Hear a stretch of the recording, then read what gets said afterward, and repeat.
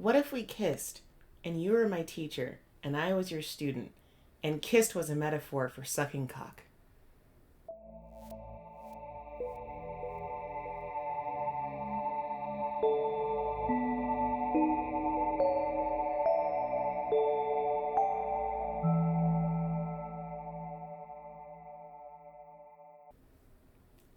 Howdy hole, and welcome to Hole Chat, a podcast about queer comics and the gayest of meet cutes.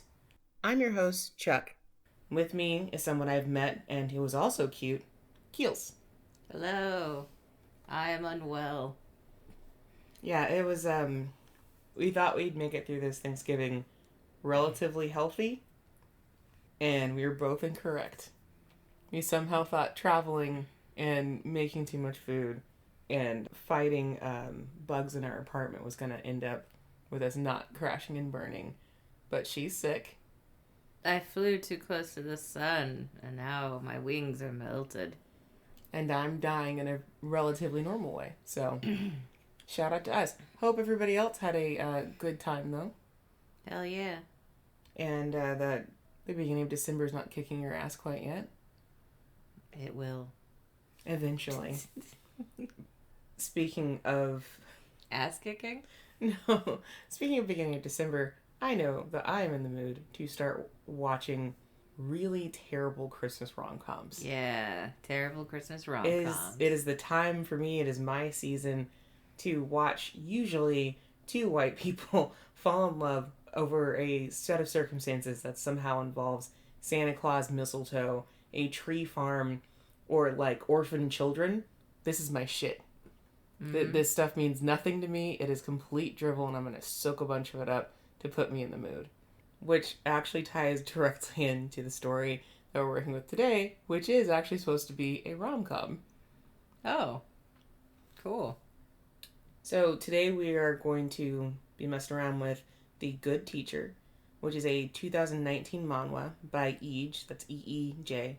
It's hosted on Lezen, and it's her freshman work. This is also her chillest work, considering it doesn't include revenge, gangsters, or anything more suspenseful than a stupid lie. She specified in her notes for this one that she wanted to write a lighthearted romantic comedy with a bonkers meet cute, but that's an overall easy time. But it's called The Good Teacher? It is called The Good Teacher. That makes me cringe a little bit real hard. Yeah. Well, I mean, you can kind of guess what The Good Teacher's gonna be about. I don't know. I can't. Like, honestly, like, there's a couple options, and one of them I'm afraid to say out loud. I do understand what you're talking about. But yeah, like, it's December, and Hallmark doesn't yet show explicit gay sex, so this is what I want to do. This is how I'm getting my rom-com fix right now. You know, maybe we can watch Bridgerton and hope they'll get there. That's like season. That's like at least a season away. Gotta wait till next year. Maybe. Nah, I need it today. I need it right now. So our story is about two men, An Seung-hun, who's 27, and Park Ho-jun, who's 21, and the ridiculous way they find themselves entwined into each other's lives. So, comic starts out with a drunk An Seung-hun playing cards with two of his friends in his one-bedroom apartment. After losing spectacularly, he excitedly and drunkenly directs their attention to something he's put together on his laptop. There's a website that seems like a combination between Skillshare and TaskRabbit. It's a place where you can offer out services to teach someone either on demand, online, or in person. An Seung-hun has decided to throw his expertise into the ring, just to see what would happen. And the skill he's willing to teach? Sex. Fucking. Okay, that's kind of funny. This feels like a modern setup for a weird movie, honestly. For a weird rom-com. Exactly. It's totally got that vibe. Yeah. His friends think he's crazy, and so do most of the people browsing the site, with most commenting that this seems like an obvious scam, and others are asking for pics to confirm if he's, 1, real, and 2, hot enough to even do this. It's all fun and games until they come across someone seriously inquiring. The messages are barely legible, littered with misspellings, and what seems like drunk speech, but they're asking for details and receptive to replies. So this seems legit. Is someone drunk requesting, teach me sex, please? Oh, no. God. So An Sung-hun is surprised that somebody took the bait. His friends are surprised that he's willing to do something about it. Because, yeah, he's for some reason committing to meeting up with whoever's posting this desperately and earnestly. Y'all. So he gets dressed like a legitimate professional, suit, tie, glasses, to follow through on this dumb fucking drinking-induced idea. He's like legitimately dressing the part, as though this is going to better convince a stranger that he's an educator. Now, is he offering to teach, like, any kind of sex, like gay and straight sex, or like, was he not specific? He wasn't even specific. He just said sex. Yeah, he's like, so he doesn't know if he's meeting a man or woman. So but then he does know he's meeting a guy because the dude specified, because he said like, hey, I'm a guy and I broke up with my boyfriend. Okay. But no, in the listing, he's like, I'll teach you how to fuck. I can help be your like sex counselor or whatever. Mm-hmm. Yeah. Okay. So he's going to meet his new student somewhere out in public, which is the least anyone should do when meeting a stranger off the internet.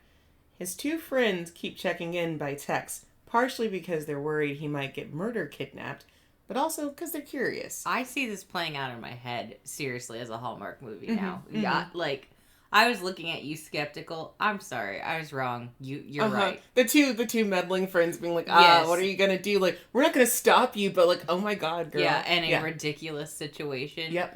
Yeah, okay. So Sung-hun's two friends, they're kind of like Marie Kondo. They love mess. That's all they're here for. Marie Kondo? Yeah, what is it? Tidying up with Marie Kondo, the Japanese woman. Oh. Yeah. Like, she's the woman who's like, does it spark joy, right? Yes, the Does It Spark Joy lady. Yeah. But in her little intro, she always says, I love mess. Oh, that's cute. And that's what these two are like. They love mess. Hey, I'm with them. I love mess too. They're here for nothing else but that. Get me some gossip and a bottle of wine. Mm-hmm. So meanwhile, we have the student, Park Ho-jun, who is also dressed for his role, but as a student, because he actually is one. He's a college student specifically, so we're not going to weird territory of, I'm a high schooler and I showed up for this. He's in college. He's in his, like, junior year, I think. Wait, the guy offering to teach sex, is he also in college? No, he's an adult man. An adult man. He's 27. An adult man was like, I'm gonna teach sex. Was he drunk when he made the posting? Yes, yeah. Okay. He was fucked up. Okay, at least there was some alcohol involved. All right. Yeah, he actually, you learn over the course of the comic and little tidbits that he doesn't have a drinking problem, but he keeps making shitty decisions when he is drunk. Oh, and it's not consistent enough to get him in a lot of trouble. But this was the first time where he's like, oh no, I've done it twice. Because he was drunk when he made the listing and by himself. And then he got drunk with his friends and actually responded to the listing. And after this, he's like, I need to cut back. Yeah, look, kids, if you know you are weird under alcohol, don't do it. I'm a bit of a klepto when I drink, so I always warn and try not to drink. I have a bisexuality card I stole from a game of Cards Against Humanity in my wallet. I still need to return that. No, it's fine. You keep it right behind your ID so that people know what you're about. I did accidentally almost give it to a teller. When they asked for my ID, I pulled out the bisexuality card. Yeah, that's like identification for you. Like, no joke. That's totally fine. It is totally me, but like, God, I would have died if it actually handed it over. But yeah, so Ko-jun is also following through on a dumb fucking idea. And it also has alcohol to blame for even getting to this point. He has one friend who's currently aware of his decision to rendezvous with his so-called teacher, and he's firmly fucking against it. Yeah. Which, yeah, me too, right? Like, I would also be telling him, don't do this. You're 21. You're kind of beefy, but you're not that beefy, dog. You're not too beefy to get kidnapped. Yeah, cute. Ho-jun's friend desperately tries to convince him not to, and that it's definitely a scam, following him all the way to the meetup location. Ho-jun stays firm and promises that he's just going to check it out and can bail if it's too sus. Do you think guys worry about getting kidnapped or attacked like girls do? I would say I don't think they worry enough. I think there are some people who do, some guys who do, but I don't think they're worrying enough. Yeah. Because, like, I don't know. I think it'd be cool to, like, not have to worry about that thing. But I also wonder if they do worry about that thing. Because I don't know what's going through their heads. I've definitely heard stories about men ending up in places like missing their wallet and not remembering the last 12 hours of time. God. And I'm like, you see what happened there?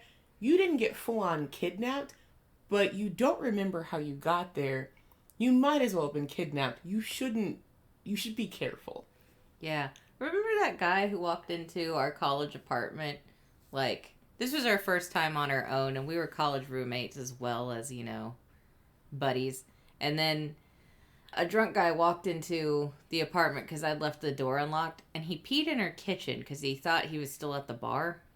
There were bars near us, to be fair. But he walked a good half a mile away from the bar. Oh, yeah. And, like, just straight up peed in the kitchen. And I'm fresh off of work, which is why I hadn't locked the door, but I was just like, oh, man, what do I do about this guy? And his friend luckily came in to grab him and was, like, super sorry and apologetic about it. And is like, he's totally wasted. I'm trying to get him out of here. And I was like, yeah, just go. Like, I'll clean up the piss in my kitchen, but please leave. Taught me a lesson to lock my door. Yeah, but it's also like, don't get so shit-faced that you can just end up in the situation. Right? Half a mile away. I wonder about that guy. Like, how did he get out of the bar? He was so drunk.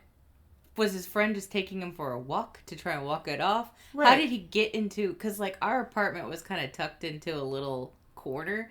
How did he get into mine? Like, he likely would have had to cross through the cemetery.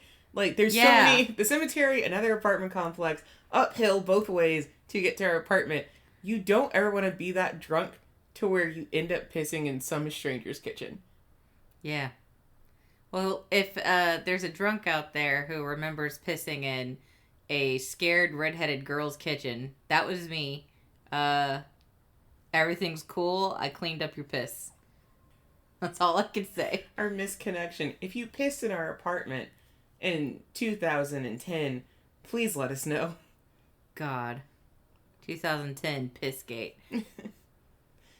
So An Sung-hun and Ho Jun meet up at a safe, extremely normal third place, a coffee shop, to professionally discuss why sex coaching is needed. You know, discussing sex out in the open, right in front of your pumpkin spice latte, like it's not a big deal. It's not their salad. Regardless of location, Ho Jun is so earnest that he's ready to explain to the best of his ability why he's here and why he needs the expertise of Mr. An. He clarifies that he's been told, more than once, that he's bad at sex and he's desperate to improve his skills and avoid more heartache. It's all very sincere and very unfortunate. Oh my god, if he really is bad at sex, this is going to be kind of cracking me up. Like, is he a 1-minute man? Holy shit. Meanwhile, Mr. An is gazing at him like he's starving, and Ho Jun just happens to be the perfect cut of aged Wagyu. We've already entered conflict of interest territory, because there's no way this is a good idea at this point. Oh, the horny brain. Yeah, because there are people who are sex educators, like hands-on sex educators and counselors and therapists. You can get licensed and all this shit. Like, it's a legitimate thing where you can help people with their sexual issues. But even when you're getting into, like, half sex work, half therapy, the whole point is you don't have like a personal relationship with them. You don't sit there and be like, a hot piece of meat. Wow, this is not going to be bad. And Mr. An is sitting there being like, oh, this won't be so bad because he's my type.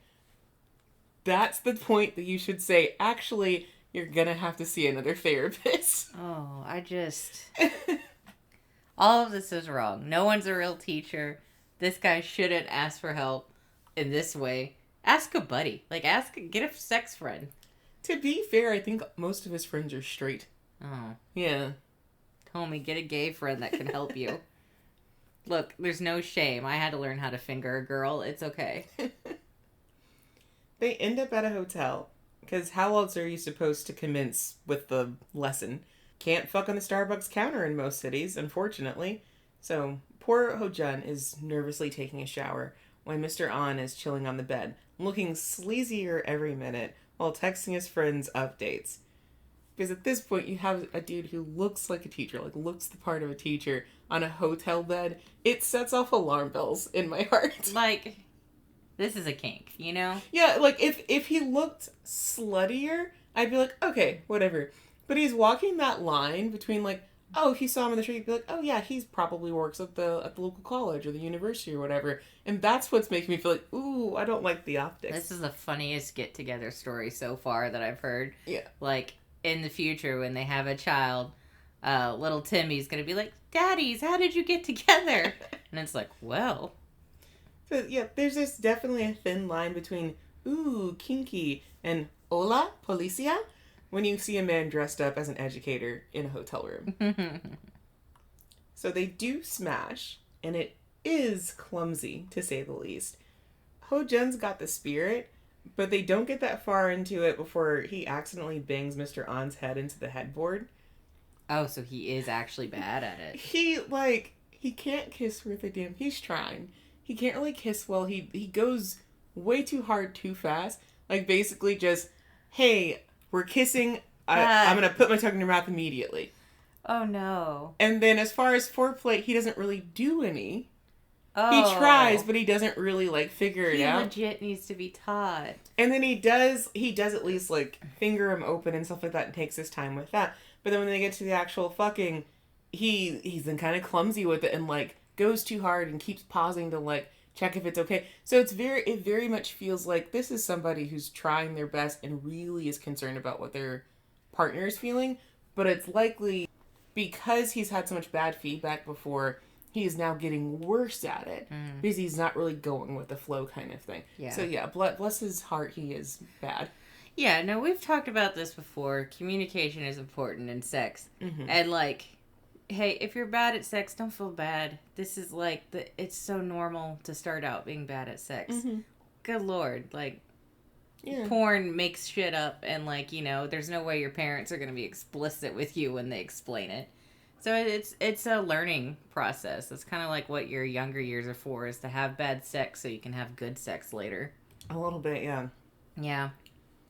To Mr. An's credit, he is actually taking this seriously, and he does genuinely want to work on things.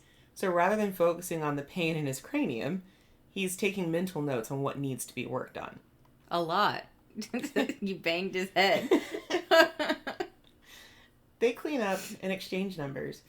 And Mr. An is explaining that he's aware of Ho-jun's gaps and, like, how to correct them. They part for the evening, promising to meet again soon. At home, Mr. An ignores the concerned and incredulous texts of his friends. Because, wow, what a night, huh? God. Self-inflicted entirely, but still, what a way to spend an evening. However, when Ho-jun texts, he does answer, but entirely because this is, like, business or whatever. Sure. And they need to hash out the details of when they'll meet to complete the course. Of course, sure. Do they even talk about payment? They haven't yet, but they do. Okay. Yeah.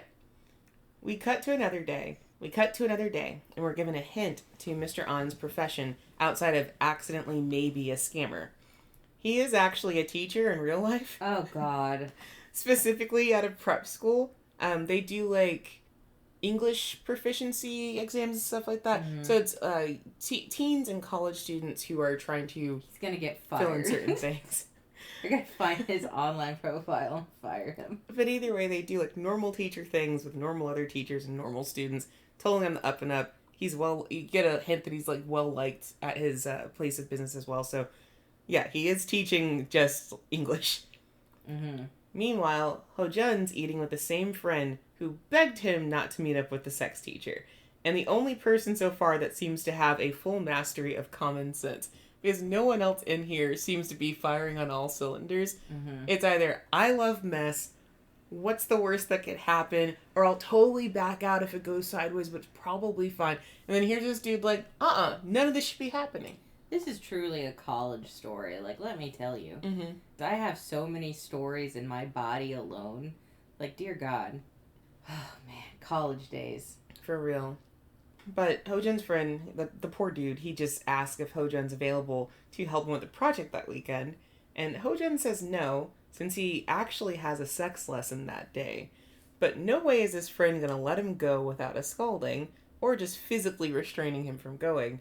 So he says he's getting dinner with someone. You know, like a liar. Also, if I was doing something stupid, I'd lie too. But, like, God, I hope I wouldn't do this. I can't even say I wouldn't. Like, this is, like, I'm thinking about my college years. And At 21? Yeah. Yeah. Like, there's some things that it's like, God. Yeah, it's a wonder more people don't get kidnapped at 21 because you're just primed to be the dumbest fucking version of yourself. Gosh. Yeah. I'm like having flashbacks. How am I alive? Great question for all of us, actually. Jump cut to that Saturday, and Hojun is once again at a table and putting something into his mouth. A drink. Ah. Yes, this time it's a drink. He's meeting Mr. An for a second lesson. Mr. An begins said meeting by handing him a typed syllabus with class time, subjects, cancellation policy, payment, the whole works. Wow. Yeah, even like week by week what they're supposed to like be covering. Like a lesson plan? Yeah, like a real lesson wow. plan. Yeah. I guess if he's gonna get himself into this mess, him following through is impressive. Mm-hmm. Homie spent time on this to try and keep things professional and, more importantly, educational. He's slowly unskeeving himself at this point. His skeeve levels are just like coming down the more serious he takes this, you know? Now, if he could just stop dressing like the sexiest teacher in a 50-mile radius, we'd really have something. Mm-hmm. Let me actually show you what he dresses like, because it's a little offensive that that's what he decides to do. Because he's so hot. Yeah, I'm just like, I get where he's coming from, but like, don't dress like that, dude. Yeah. Wow. He's a well sharp-dressed man. Yeah, because he puts on he slicks his hair back, puts on glasses, but he's a naturally attractive dude. Yeah. And the glasses are fake, too, by the way. Of course they are. There's no prescription in them, so he's not even... super hot. Yeah, he's using them more like a prop, and he's got that kind of body type that's like a little... It looks extra slender in dark colors or in black. So yeah, this dude's being a... The other guy looks fluffy and cute, too. Yeah, the other guy is like a puppy dog character. Hojun? Yeah, Hojun is a puppy dog character. But yeah, this is what I mean. He was just hanging out, like, whatever. He's way too hot. Thank you. Shit. And this is what poor Hojun's having to deal with, is this dude who's, like, smoking fucking hot. Yeah. And he's also going to teach you sex. It feels like a setup for a porno, and it is just his life right now. Mm-hmm. So, they go to the hotel again, but Hojun's asked not to take a shower this time, just to brush his teeth. Lesson 1, after all, is kissing, so they only need to focus on their mouths. Mr. An guides him through how to properly kiss to set the mood, the major part of his lesson culminating in passing a mitt between their mouths without breaking or swallowing it. I fully understood this is supposed to be hot, and it is, but I was mostly focused on how good of a training tool that is for helping someone slow down and focus on kissing. I don't think it's good. Like,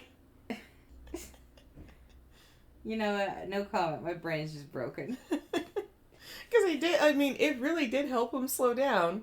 And I've actually heard of something similar to this before to, like, help people actually slow down and, like, figure out how to maneuver their tongue and stuff like that. So it worked. Huh. I guess my brain is just stuck on, like, my dumb ass is like, but I want to bite the mint. So... That's where I'm stuck at. Like, this is useless for me. I'm a dog. I want that candy. Well, it helps Hojun, and it does. I think it helps other people. You just, we'd have to put, like, a pity in there for you. Something you're not going to get attached to.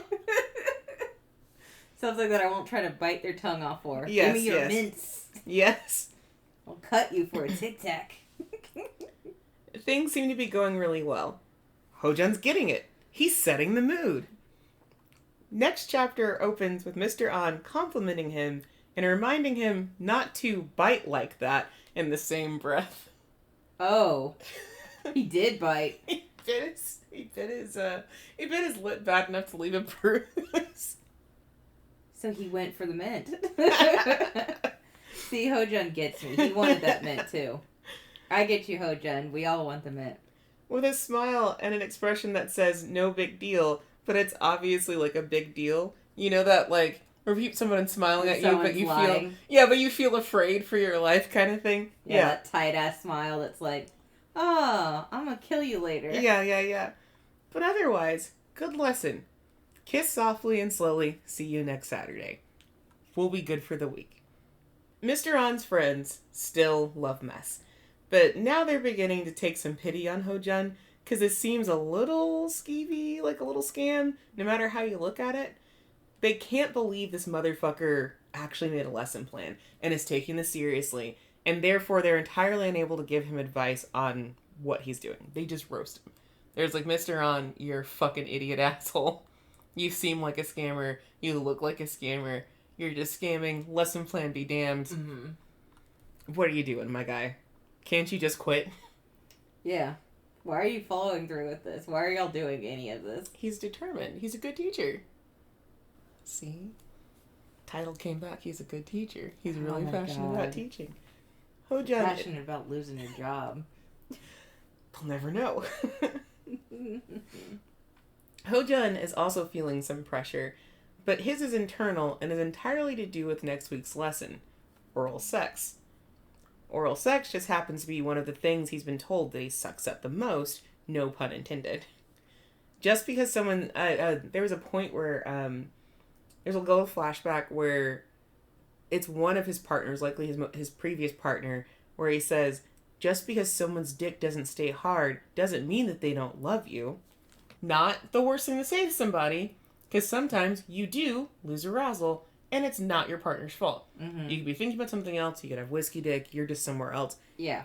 Love, the lesson there is actually, it's a hard thing to say, but it's not encouraging. inaccurate. Yeah, it's saying like, hey, me not being into this right now isn't about you. It doesn't mean I don't love you, right? Sometimes you're just not in the mood. But partner finished it up with, you're just not good at giving head. I get it, but it was like, good lesson, followed up with, by the way, you suck at this. Maybe separate those two at different times. Yeah.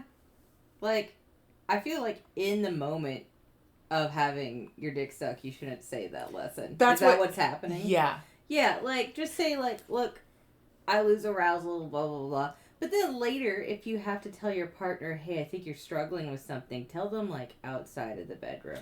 Right. Like, sit down on a couch, share a coffee, and be like, look, I want to have fun with you, but maybe your fingering game isn't that good. Exactly. It's just that it was said, while Ho-jun's got his dick in his mouth, and then being like, don't worry, I'm not hard and it's not your fault. Also, you suck at this. Yeah, no, that's very, yeah. That sucks. Like, It shouldn't happen during sex. It just shouldn't happen. It can, it shouldn't. Yeah, it's a big ouchies moment. Yeah. But we're given some more exposition on what exactly Ho-jun's been dealing with as far as relationships go. His most recent breakup was entirely because of the shit sex, which if that feels off, it should. Because sex is important for a lot of people, and it can be a deal breaker, but that's usually after some sort of communication with the partner. Mm-hmm. So it's not just, hey, you're bad at sex, we're over forever. It's, hey, could you try this? Could you try that? Whatever. Yeah. That's how a healthy relationship should do it. Right. So keep that in mind. Yeah. Because, like, everyone likes something different. Mm-hmm. But we're about to find out Ho-jun had a bad partner, huh? Mm-hmm. Yeah. Later, Ho-jun, after playing stuntman and actor for his friend's video project, is chilling and eating kimbap with the crew, minding his own business, until the creepy con artist is brought up. Everyone in Ho-jun's inner circle now knows about it, and the reactions are about what you'd expect, though they're very sympathetic and assure him it could happen to anyone, and con artists are supposed to be charming and persuasive, and it's not poor little baby Ho-jun's fault. Even if said con artist absolutely looked like a slimy, suspicious douche. At least that's what Ho-jun's friend said. Have they seen his photo too? No, Ho-jun's friend's the one that's been saying, like, don't go out with him and stuff. He's the only one who's actually seen him, and from a distance, but he's like, he looked like an obvious scammer. Trust me, guys, this dude's like no good. He's no news. It's Ho-jun's friend wants to dick down, and so he's jelly. No, Ho-jun's friend is actually just an obsessive film nerd. Except Ho-jun didn't think he looked suspicious at all. He thought Mr. On looked like a celebrity. I mean, he's good looking, he has a nice voice, and he's definitely a good kisser. At this point, Hojun is fucked, metaphorically, and probably physically later on as well, because there's no coming back from this. We saw Mr. An fall into, like, man, this dude's hot, and I was like, you're screwed. And now Hojun's screwed. Yeah, no, this was, they are all screwed. Yeah.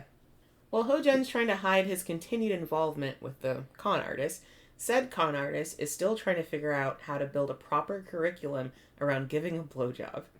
He deeply contemplates the dildo he bought on Amazon, a bunch of bananas sitting just out of reach. He puts the tip of the dildo into his mouth and immediately realizes this isn't the way. He's not going to be able to teach him by using a dildo or figure something out that way. He doesn't know how he's supposed to teach BJ science, but this isn't it. And he's going to need to figure out how to offload all these bananas somewhere also. Did he have a bunch of bananas? Mm-hmm. This is so weird. This is so funny. What a weird, funny story. Safe to say, Mr. An is completely unprepared for the next lesson. He has zero plan and has to face one of the most dedicated students he's had in a long time. He still has no ideas once Hojun's finished with his shower. He somehow has less of an idea after his own shower, but figures, fuck it, we ball. Literally this time. Cut to Hojun between Mr. An's legs, very clearly trying his best. He's got that good boy energy, so you really can't be mad at him for struggling, but he's just not... He's not serving. Good at it. Yeah.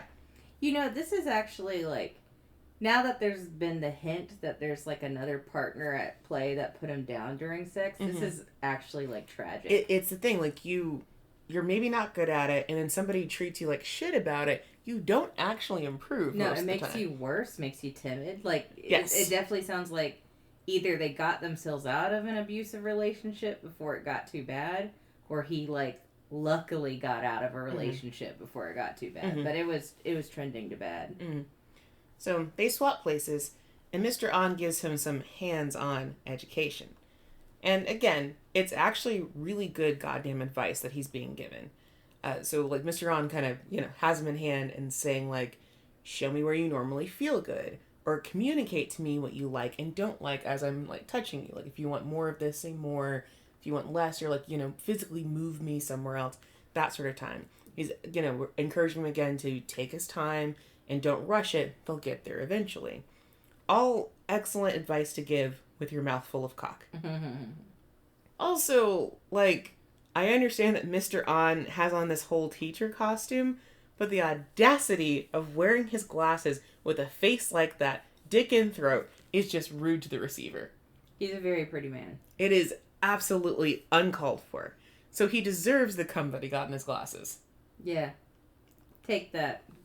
Accept his cum. And truthfully, fuck him, because he doesn't even need the glasses. So if you clean them off whenever the fuck you want, and clean them off with a dirty paper towel. Who cares? They're fake. Yeah, like, fashion glasses are in, though, I think. I think a lot of people do that. It's totally fine, but, like, he doesn't understand the pain of me getting any sort of fluid on my glasses and being mortified because I need those to visualize.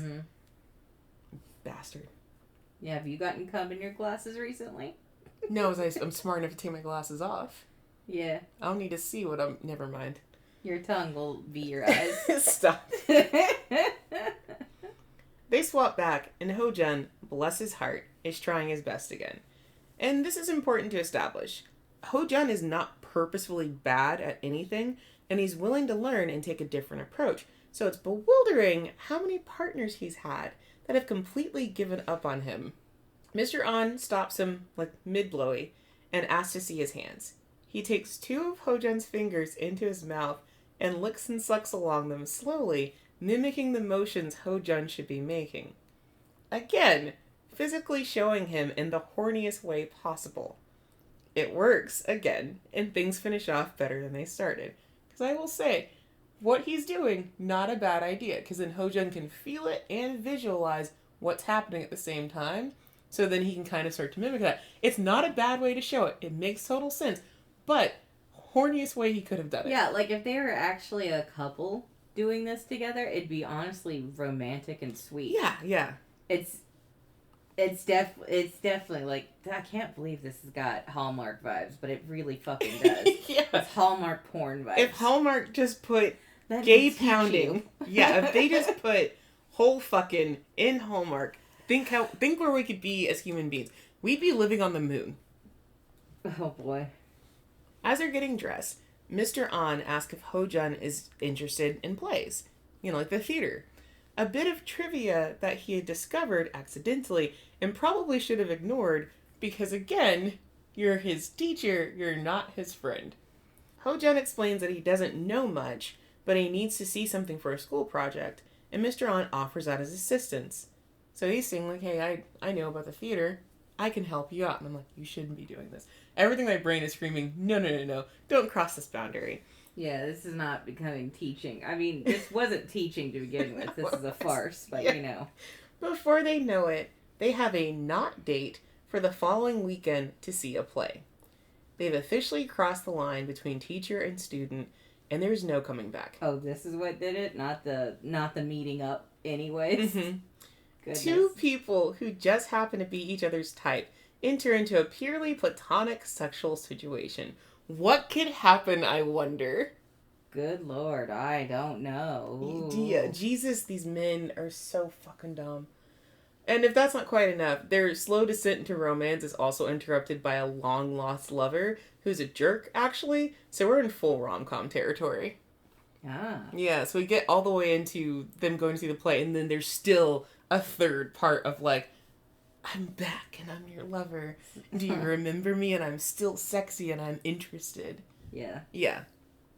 Yeah, it's got that rom-com start, you know what I mean? Rom-com start. Yeah. And it's just very kind of comfortable. There's nothing, even if the long-lost lover coming back and him being a jerk, his jerkishness is like, it's rom-com level. It's nothing crazy. It's not, hey, I murdered your parents. There's no, actually, hey, nobody gets murdered in this. Nobody gets stalked.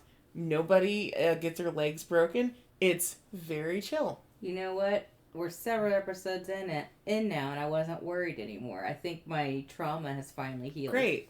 Well, just for all y'all, yeah, nobody gets really badly hurt. There's some misunderstanding, there's some lying, but it's like normal shit. It's a pre-holiday miracle. It's just nice fun times. Yes.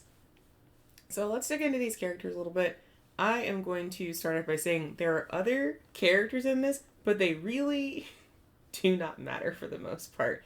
In true rom-com fashion, the other characters are technically unimportant, and most don't even get named. Like, I'm pretty fond of Ho-jun's friend. His name is Sung-soo. We hear it, like, one time, and he hangs out with Sung-soo, like, a handful of times in the comic. But that's the only person that we actually get a named. name. Yeah. I think they maybe name, like, one professor, but again, the one time, and he shows up for 2 scenes maximum. Right. But I am fond of Sung-soo for holding all of the available common sense, and I think that's enough reason for him to actually get a name and have it be used multiple times, because no one else in here is using their goddamn brain, so he's great. Otherwise, we do have An Seung-hun, who is referred to as Mr. An most of the time because he's the teacher. He's a teacher, yeah. And he's 27, and he's currently actually a teacher. He teaches at a school that prepares students for English proficiency tests, alluding that he's got a good handle on the English language himself. His former profession was an actor, but he left for a variety of reasons. He also once attended the same university as Ho-jun, so he's familiar with some of the professors there as well. So he used to act, and that's why he's so fucking hot. Mm-hmm. So he's like an idol. Mm-hmm. Yeah, because like he's like, I'm honestly sitting here going like, this is like Clark Kent getting jizzed on, you know? He's so hot. Yeah, but like Twink Clark Kent. Twink Clark Kent, yeah. You know, yeah.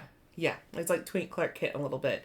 But yeah, so he did act before, and it's even mentioned in the profile that the author made for him that he is still in the habit of doing actor stuff. So he takes really good care of his body. Like his main vice is he drinks a lot, but he otherwise takes pretty good care of himself. And then he doesn't eat a ton because he's still thinking, oh, I kind of need to watch my weight kind of thing. Mm-hmm. So he's still in that habit, and so that is why he looks unreasonably hot all the time. Yeah.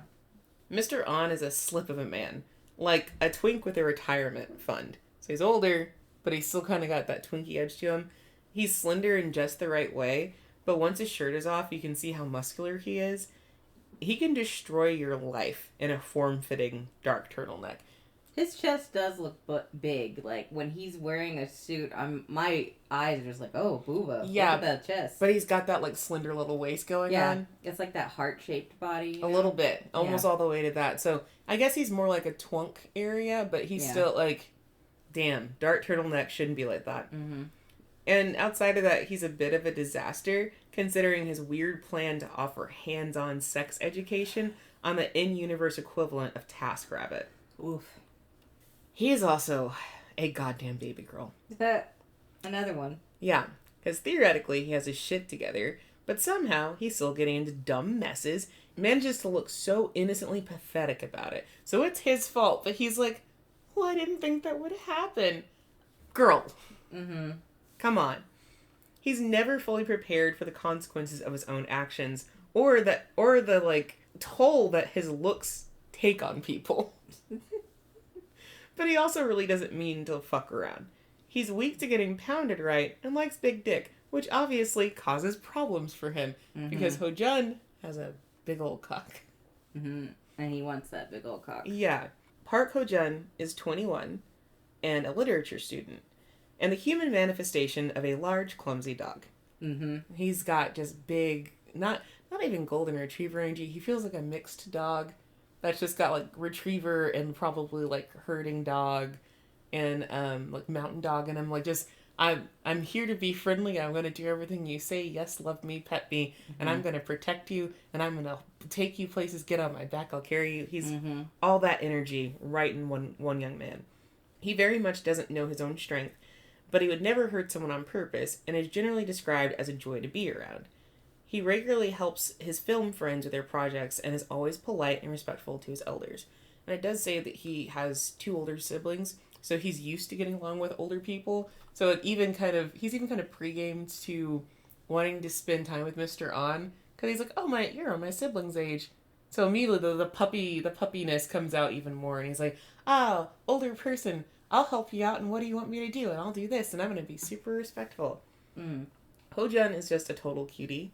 He's got the droopy eyes and the thick build, which isn't helping him shake off the big puppy allegations, but he's also the type of guy whose muscles have muscles. Yeah, he was bigger. Yeah, when you see him shirt off, it's like muscle, muscle, muscle, muscle, muscle. Yeah. He picks up Mr. On a few times like it means nothing, and he's great at doing stunts for his friends' films. He wears a lot of chunky casual clothing that doesn't really do his body justice, but gives him an extra comfortable look. He's just boyfriend material through and through. Except for his dick. That thing could kill somebody. And then I do want to address the baby girl thing a little bit more, because there's a couple scenes between Ho-jun and Mr. On that I wrote down that I'm just like, this Mr. On is just the sluttiest person alive. Yeah, so at one point, Ho-jun and Mr. On have like officially like gone all the way, and Ho-jun thinks, maybe I went too hard. And Mr. On, in the shower, cleaning up from the fucking, is thinking, man, would it be crazy if I asked him for round 2 in the shower? Oh my god. Yeah, baby girl. And at one point, Mr. On says, Mr. On is consistently saying, like, oh, you can do XYZ super sexy thing if you want. But he'll say it in the middle of them, like, just hanging out or whatever, straight-faced. Like, no shame in his body. As he's saying, like, yeah, you can put your fingers wherever you feel like. Just, he's serious about it. It's, like, he's totally dangerous. fine. Yeah. So, like, the sluttery is so normalized in his life that doing certain potentially outrageous things is fine with him. You want to get fucked on a bus, and he'd be like, yeah, okay. Why not? And then also, he gets insecure about looking older when he finally remembers how old Ho-jun is. Because he knows how old he is. He's clearly forgotten. Yeah, like he's so focused on that dick. Exactly. So then he gets insecure. He's like, well, like, do I look too old? And maybe I shouldn't be wearing my glasses. And it's like, you wore the glasses so you'd look older. Because otherwise everybody thinks you're a baby. They think you're some idle baby that can't take care of yourself. So I don't... Mess. He's a mess. He's a goddamn mess. I get why his friends stick around with him because they love mess, and he is a walking hot mess. Literally and figuratively. Yeah. So the other character that gets named, and who is kind of actually important to this story, is Ju Yi-hyun. He's 31, an actor, and Mr. On's ex. He shows up for the back half of the comic just to make people vaguely uncomfortable for a bit. He's a talented actor, but he's definitely one of those artistic types who doesn't really know how to people, and definitely cannot be someone's boyfriend. Oof. Yeah. He's the main reason Mr. On hasn't dated in a long time, and one of the reasons that Mr. On also left acting. Do they get into that? Like, do we get into that in the story? They get into it a little bit. He just... Because, like, I want to hear why he doesn't act anymore. So, Mr. On, he explains for sure that it's partially this guy, but that also, he just wasn't feeling it anymore. Like, all the trappings of acting are really complicated because people are scrutinizing you constantly, and then you're having to, like, really take care of yourself in a very specific way, and then even if you put your whole pussy into production, it doesn't mean somebody's gonna like it. Mm-hmm. And, like, they were just doing indie level films and stuff like that at the time, so then imagining trying to make it big, he's like, oh, I'm exhausted at this point. Mm-hmm. So he still likes acting, he still likes the theater, but I think if he could choose, he might, like, get into just regular stage plays again, but not go for movies and stuff like that, because it's just too much hassle. But yeah, outside of that, I was also that Ju Yi-hyun is like a fucking asshole, and that's the other reason. Mm-hmm. But he's seemingly unaware of how shitty he is, and that he's the reason why one of the reasons why Mr. On left acting. And he probably wouldn't see the issue with his behavior even if he did know. He's just, yeah. Ugh. He's one of those weird artsy types that just doesn't seem to care about other people's feelings. He's like, as long as art's getting made, is it a big deal? Like, yeah, this happened, but that's just part of the human experience. And it's like, can you please be nice to somebody for 5 minutes, you fucking asshole? Yeah, that's and the answer is no, yeah. And he's just ultimately shameless, too, because there's a line at the end that I'll have to tell you about privately that, like, it's going to cement it for him. Okay. Like, it's nothing heinous, but I think it gives too much of the ending away, but yeah. Okay. When you get to the end of this, you'll be like, oh, yeah, this motherfucker's shameless. Mm-hmm. He really is. So the major conflicts in this comic are mild, understandable, misunderstandings, and just, like, inappropriate work behavior. Like, that's the main thing. Like, sure, be a sex therapist or an educator, but don't start going on dates with your student. Yeah. Please don't. That should be, like, in a clause somewhere. Yeah, you need to have a boundary between teacher and student, but it's imperative if there's sexual activity involved, and Mr. On fucks this up immediately. Yeah, because this is weird. He's a dumbass for not maintaining a boundary, but he can't separate himself from Ho-jun because hot. But also because he loves to teach, and Ho-jun is an excellent student. Every time, like, Ho-jun is, like, almost asking for, like, well, what homework can I do at home? What else can I do? He's very attentive. He's very keyed in. And if you are a teacher and you love to teach, this is the sort of person that would ruin your fucking life because you just can't help wanting to teach him more kind of thing. The sex scenes even get interrupted a few times because Mr. On is so earnestly trying to teach Ho-jun that it becomes more important than getting off. And again, like, he really does do a good job of getting points across and teaching him. Again, aspects of this are wholesome. It's just the subject, you know? Yeah. You're like, oh gosh. Yeah. Ho-jun, again, is also too goddamn earnest and a really eager student, which begs the question as to why none of his past lovers ever seem to try and guide him to do better at fucking. Big part of sex is communication, so if you don't tell your partner what you want, how the fuck are they supposed to know? You don't have to be a sex expert to educate your partner on what you like and how you'd like to be touched, and no one did that for Ho-jun. Yeah, and, like, him being 21, I'm like, that makes sense. Again, when you're young, in those younger years of, like, between teenager and, like, 25, I would say, sex is kind of bad. You have to figure it out. Caveat, a lot of his partners are older. Oh, shitty.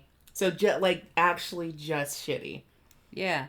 So not a single person, despite how much they claimed to like him, or how perfect of a boyfriend he was, decided to say anything. Just nothing. And, like, he's obviously teachable, and it seems like it's a complete waste. And it's such a disservice to Ho-jun emotionally to just break up with him. Yeah, just communicate. Yeah, and it would have been easy. I can't imagine he couldn't have just said, like, hey, dude, just don't touch me right there. Touch it like this. And it's a hard conversation to have. Like, I couldn't imagine being, like, 18 and being like, yeah, could you not, like, do that to me? But, like, when you get old enough and you get more comfortable. I feel like college is the right age. Mm-hmm. By the time you're in your 20s, you should actually be starting to say, can you do this instead, please? Right, Can we figure it out? Or just move their hands or something. Yeah. Like, you don't a non-verbal guidance. Yes. And nobody would do this for this poor good boy. God. But, like... And they make him top, right? We don't get confirmation if he topped consistently, but I do think he was a top a lot, yeah. Yeah, don't treat your top like that. Especially, like, they're putting their whole ding-ding in your little hole. Like, you want to guide them a little bit. Their whole ding-ding in their little hole. Yeah. Do you want to say other words? No. No? No. You want it to be ding-ding into the little hole. Yeah. I'm trying to emphasize how little of a hole it is. And it's dangerous to go in there without guiding. Yeah. Oh my god. I'm judging. But how Ho-jung gets treated, and then Mr. On's kind of wonky past with, his ex, and him not really getting super well respected either, that's what they really have in common. They're both considered pretty perfect, but in different ways. So Mr. On is a good actor, good educator, good at sex, and Ho-jun is a good friend, good student, excellent boyfriend, but they've both been cast aside or undervalued.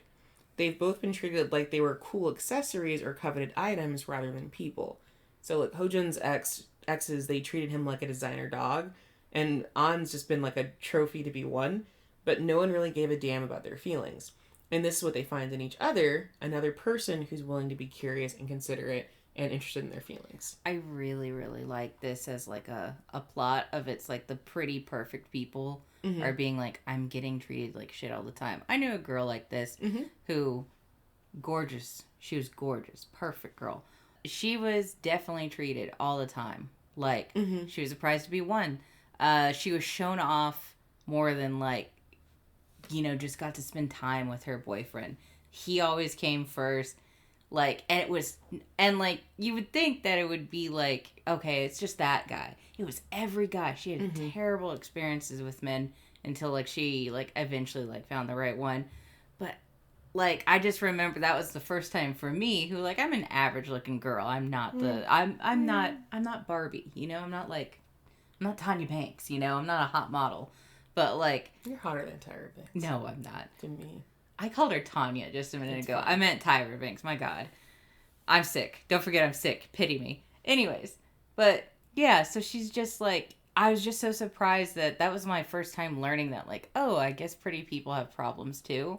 Like, that they were getting more... That a lot of, like, really nice, pretty people were definitely getting used for their looks. And, like, while I was getting ignored because I wasn't as hot, it didn't occur to me that pretty people, on the flip side... would be getting used for their hotness. And so that was like definitely like a life-changing learning for me. So I think this is a good thing to consider. Yeah.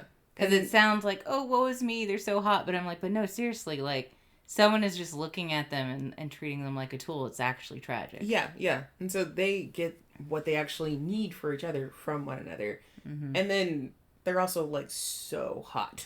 They're so hot for each other. And they're so hot to each other. That it's like the perfect package. They're a very attractive couple. Really, this comic is just a chill time. Nothing too crazy happens, the jerky X situation gets resolved nicely, and there's plenty of fucking.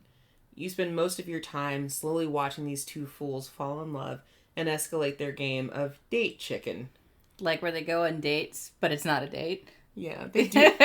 Girl, they do it for a while. They do a bunch of them? It's not just the theater? No, it's Hallmark, girl. Okay. It's like, oh, it's not a date. I'm just helping you out. Oh, would you like to go see a movie with me? Actually, just if you're curious, I heard you like movies. But it's not a date. But like, I'm not making it a date. I just thought we could do this.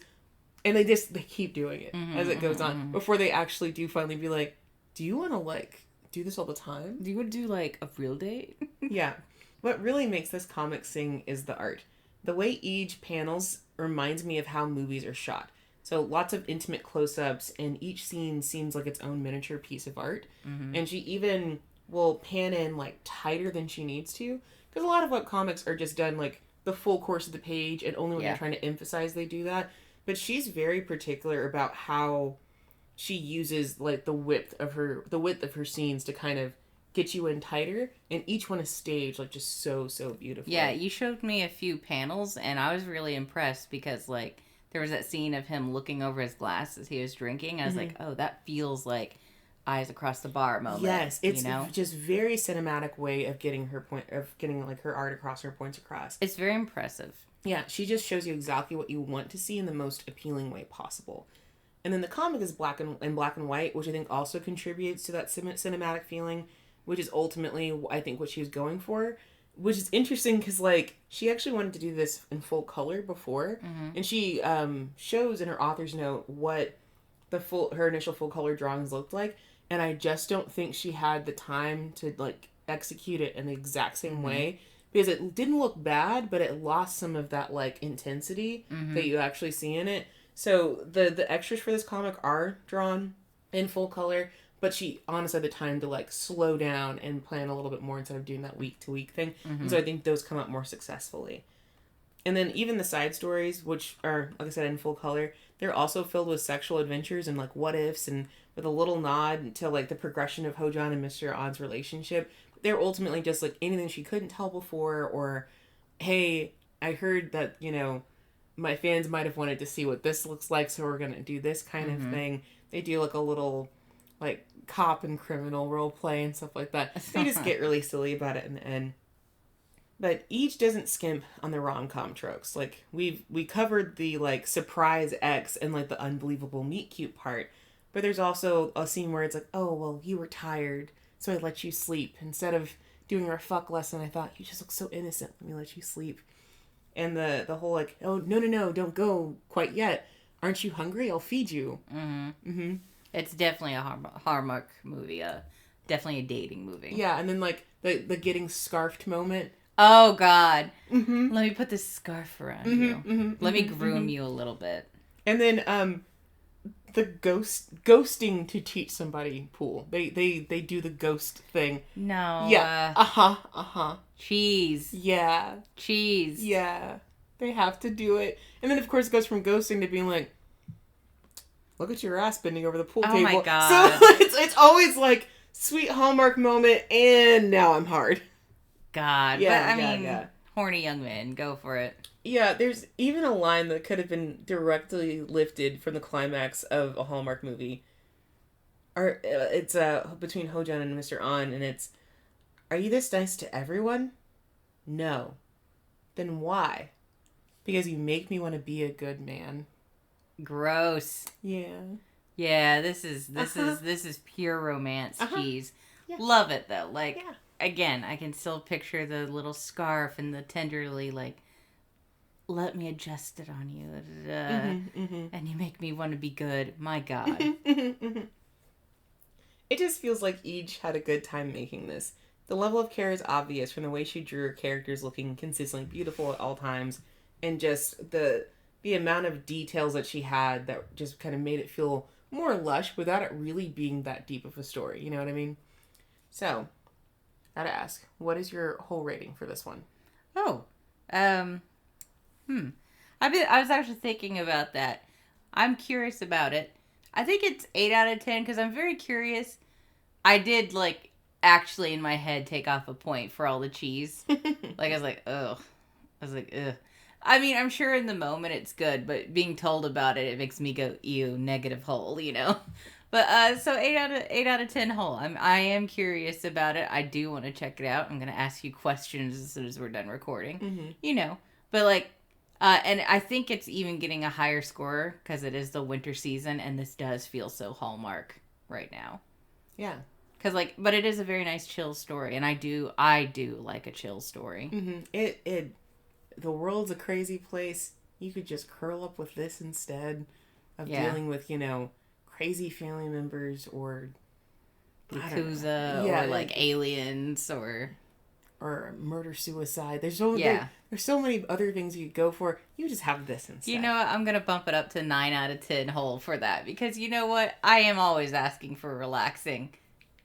And I don't get it. So here we go. 9 out of 10 hole. So if you're also down for a low-stakes rom-com with some excellent smut, this is the comic for you. The Good Teacher can be found on Lay Zen. It contains a small age gap lying, drunken tomfoolishness, smut, people being rude about sex, and a shameless ex. No other trigger warnings. Nothing crazy happens. Nobody gets cheated on. You're just down for a chill good time. It's also only, I think, about 50 chapters when you include the extras. So it's not super long either. You can probably bang this out in under a week depending on what your schedule's looking like. But it's, yeah, super chill, super easy, super of the season. You can find Eeej on Twitter at EEEJ_3000. That's 3000. You can check out her other comic, Limited Run, in English on Lezen. Though, caveat, Limited Run is very different from this. Limited Run immediately has gangsters and I think a kidnapping plot in it. So... Oh, is that her? And that's her other work. That's her other one. That different universes. So if you read this and you think, I'd like to see more of her, go in knowing it is not a rom-com. We're doing different stuff. In any case, do not be mean to her. Please and thank you. Just as in general, do not come for her. She's doing great. If you want more Whole, be sure to subscribe to our Spotify and our YouTube. If you want to contact us, give a suggestion, ask a question, whatever, you can hit us up on Tumblr or on Bluesky at whole-chat, or you can email us at whole.chat.69@gmail.com. But otherwise, that is all we have for you today. So enjoy your beginning of holiday season and tighten up. Tighten up.